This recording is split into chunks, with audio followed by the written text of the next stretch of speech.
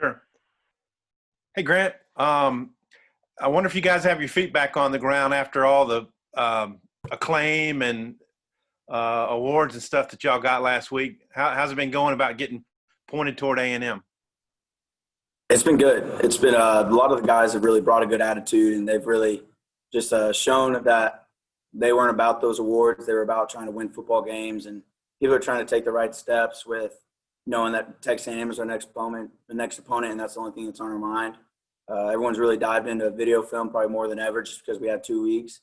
It's been really good. We're as linebackers, we're doing like homework, and we're all sending each other what we're watching every single night.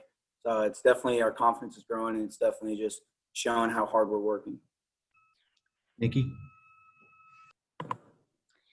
Hey, how are you feeling physically after that week off, personally, and how was that past week different from bye weeks that you've had here? I feel good. This is the best I've felt. I've gotten better and better over the weeks.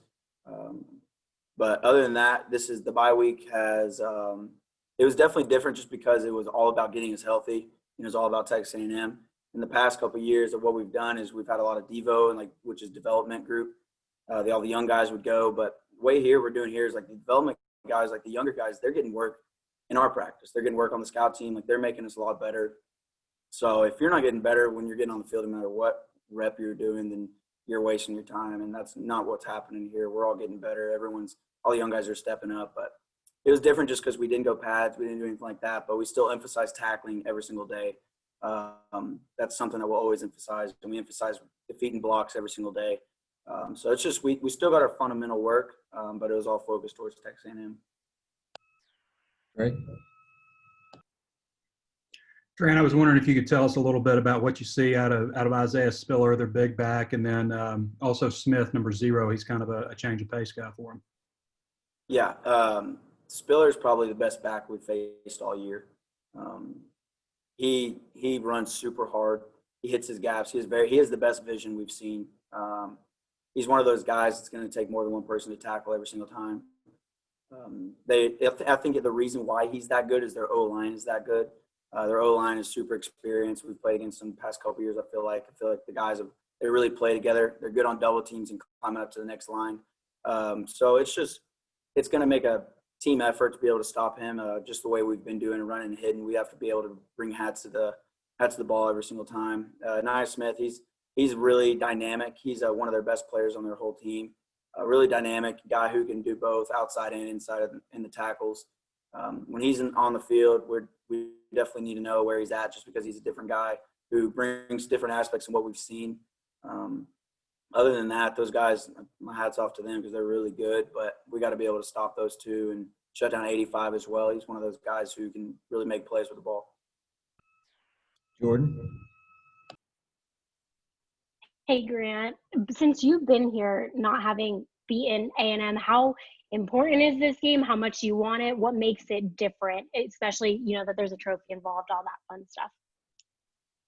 Yeah, we haven't even really mentioned anything about the trophy until today. I think we all kind of realized, somebody said it at the practice, we all kind of forgot about the trophy just because our goal isn't trying to win for a trophy. We're trying to win every single game, and we're just taking every week one game at a time. I don't really look at the past and show how A&M, how we played a close game every single year, but what only matters is this Saturday and us trying to focus on them and trying to focus, because this is a team where they have the same guys coming back. Kellen Mond's coming back. He's super good. Spiller's really good. Their whole line's coming back. Their defense is returning 7 starters. But, it's the same guys that we've been playing over the past, but it's a team that looks revitalized. They look like they're a top 10 team, and they got good things going for them. They can run the ball really well, but we got to be able to focus on our game and getting the best out of what we can do. And we just got to be able to stop the run and be able to focus on what we can do to be able to win the game. Let me know if you've got more in the chat. Tom?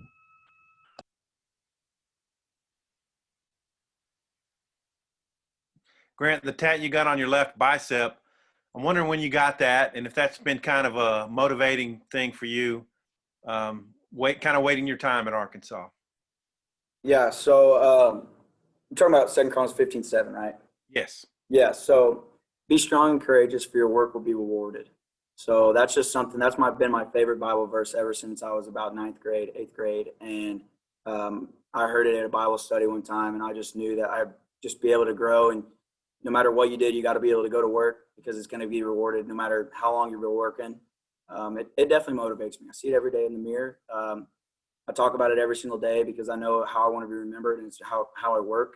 And I'm not in it for the rewards, but I know my hard work will be rewarded. So that's just kind of about that. Do you have the whole verse printed out, or is it just 2 Corinthians? It's 2 Chronicles 15:7. 2 Chronicles, okay. I have that right there. Nikki? And how about you personally? Because you got a landslide of publicity last week. How you dealing with that? I'm handling it fine. I actually was just talking, like, this is my first time to talk to y'all for a while. I feel like I've been missing out with y'all. So talking to everyone else, but no, I'm handling it fine.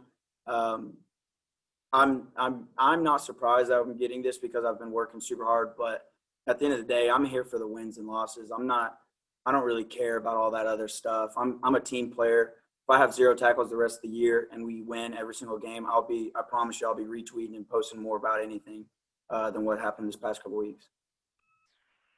Nikki? Arkansas and Texas A&M today both announced that they're going to actually play at AT&T again next year, when they originally said they would try to do home and home. So what are the benefits that you see after having played at AT&T so many times in a row? Are you asking for benefits for next year or benefits like for this year playing college? Just like, what do you see as good for you guys to be able to play in an NFL stadium? Yeah, the benefits of playing in a neutral site is huge just because our goal is playing bowl games. And if we can play in a neutral site one time already in the year, then we'll be able to know how it goes in a neutral site in a bowl game.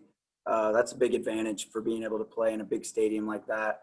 A lot of people can't say they play in a dome. So if you play in a bigger bowl game, you get to play in a dome or a big NFL stadium like that. So those are two advantages. A lot of people watch those games. A lot of eyes, a lot of NFL scouts are on those games just because, like, one, there's going to be 2 good teams playing there, so everyone wants to watch it. But it's just a good experience. Like, I've played there for the last 3 years, and just being able to say, like, I was on the Dallas Cowboys Stadium, like, that's just a dream. Like, that's just being able to say I did that and be able to tell my kids one day, like, I got to play there. But yeah, it's a big advantage. I think I hate it that we don't get to have them come over next year, but that's out of my control. I'm not real worried about next year. So I think it's going to be fun to play College Station. They have great fans. Can't wait to hear the roar. I feel like we've been missing that this year with the so little crowd, but I'm excited for it and looking forward to playing there. Great. I was going to ask you about College Station, but I also wanted to ask you about Jalen Weidermeyer. You mentioned him a little bit, number 85, the tight end. Big kid, 6'5", 265. Just what makes him difficult to defend, both passing game and run blocking? Yeah, he's kind of got it all. He can kind of do both things really well. He likes to stick his nose in there and block. Another thing is he knows how to use his body. And I guess you could say that for run blocking and passing game. He uses his body very well. He knows what type of safeties on him, or knows what type of corners on him or linebackers on him to be able to use his body and go up and get the ball, or use his body in a route, be able to push off a little bit and be able to get back. And you can tell Kellen really likes that connection because he looks for him. And he knows that he has trust in him and knows that he's going to go get it. Great. I was also curious, did you notice any difference with Coach Pittman and how, I guess, he talked to you guys during the bye week, and then when you come back in for Monday for the first day back at practice, what did his demeanor change, or what did he say to you guys to flip the script from bye week to game week? No, not at all. I think he challenged us last week to treat last week like a game week, even though we didn't have pads. He ripped people last week just like he would have any other week. Like, we always talk about transition on and off. Before the first practice last week, he challenged us and said, I want to run y'all after practice, but if we don't, if we get our transition on and off and I see y'all working during the play, I'm not going to run y'all. So y'all better not disappoint me. He challenged us halfway through. He was yelling at us and telling us, like, this is what I want. If you don't keep it up, blah, blah, like, just kind of explaining, like, this is what he was just trying to set the tone. And I definitely think that he carried it over into this Monday. We've emphasized every single little detail that we got to do to be able to win. We're focused on only one word and going down there, and that's win. So other than that, I haven't seen anything different. All right, one final question for Grant. Anybody? All right, thanks, Grant. Thank y'all. Good seeing y'all again. Let me go.